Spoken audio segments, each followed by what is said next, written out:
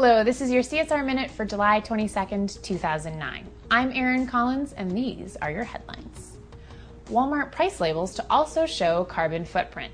The world's largest retailer, Walmart, is on a mission to have on every label on every product in its stores the product's environmental and social impact. Consider it the green equivalent to the nutrition facts. Walmart hopes to develop this project over the next 5 years.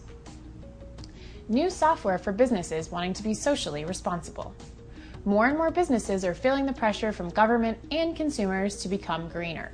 New sustainability software such as the Carbon Disclosure Project, the Global Footprint Network, and the Global Reporting Initiative offer tools like surveys and reporting framework to collect data on corporate environmental performance and help companies disclose their ecological footprint. Equator Coffee helps orphans. Equator Coffees released Cheetos Blend Coffee, with 100% of the profits supporting a program that helps orphans gain self-sufficiency in conflict-torn regions. Chito Govero, a young Zimbabwean woman, trains orphan girls to grow highly nutritious food using plant matter from coffee farms, creating a solution for food insecurity, climate change, and orphan self-sufficiency. That's it for today. For more information on today's stories, you can go to csrminute.com. Bye for now.